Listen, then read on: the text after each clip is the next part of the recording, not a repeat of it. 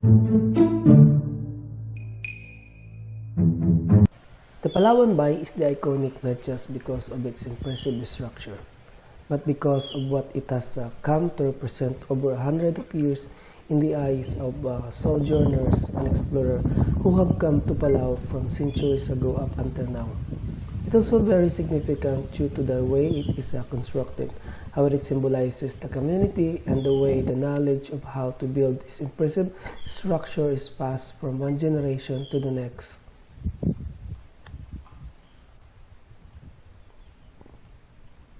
The building of the bay requires a holistic knowledge of nature. This requires understanding of seasons, of plants and trees, of shrubs and weeds, of soil and its properties, and also of destructive insects and things that infect the buildings, as well as of construction method. One part is a skill of one is techniques. The tradition requires people that know how to build and others who know the ornamental designs or different specialists. There are different kind of bay. These are bay klobak, bay shell, devashel, bay tiauk, and bay dishaled.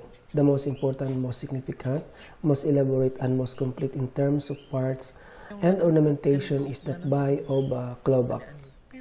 The liberation of this thought process led to the building of Bay Melekeyong in about 1983, the Melekeyok Council of Chiefs Bay. It was the first one to build in Melekeyok since last Bay Melekeyong was dismantled and used for fortification by a garrison of Japanese soldiers prior to the start of World War II.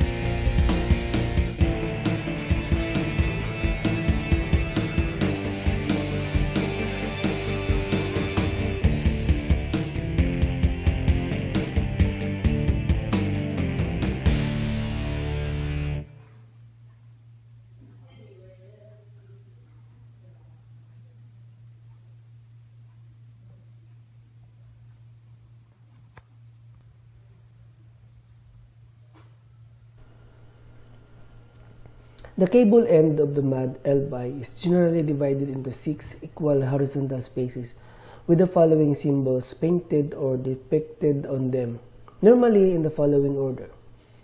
People seated in the bay needed to know all this symbolism by heart. Chelevasoy is one of the most beautiful fish in ocean and is depicted in the bays to symbolize beauty, good taste, and good life. It represents everything that is good that must come from the bay and extended to the community. Peshe is the worm-shaped figure with human head, human hands, and straight body, but is depicted with visible internal organ that contain all symbol of Palauan money. Peshe is a symbol of prosperity and frugality, representing the wealth, the needs to be collected for the community. There is only one body, one head, 2 hands, so all the wealth need to be distributed equally in unison. Delokai is a female figure seated with leg extended and open to display the genital area. There are many legends and stories about Delokai. Some even say that Peshe was the brother of Delokai. but she was come to represent fertility, continuity, growth, birth, sustenance, and life. The display of the female genital also refers to the customary death settlement of shele de shok, representing the money that is paid to the male member of the wife side of the family when she is either deceased or widowed. The payment, called tichel atunggal, is owned by the husband's relative as compensation for the conjugal service performed during the marriage. Malk is a rooster, a symbol of announcement of decision from the bai to the community. It is also symbolizes the value of starting on time and letting people know what you are going to do, like the rooster waking up and crowing in the morning. In the myth about bai building in Nershalong, bai are all show. After the seventh crowing of the rooster, the sun came up and the builders who could only work at night had to leave those. Delarok is the money bird, the symbol of Malekyok that is mythically believed to excrete money from his body.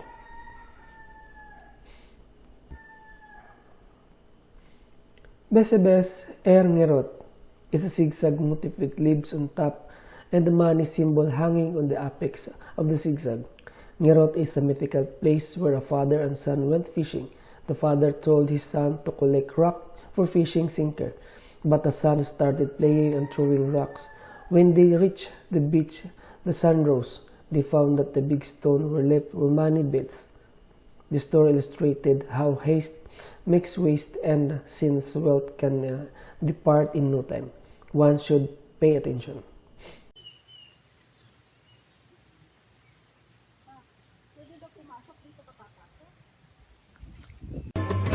Yeah, yeah, yeah, yeah, yeah.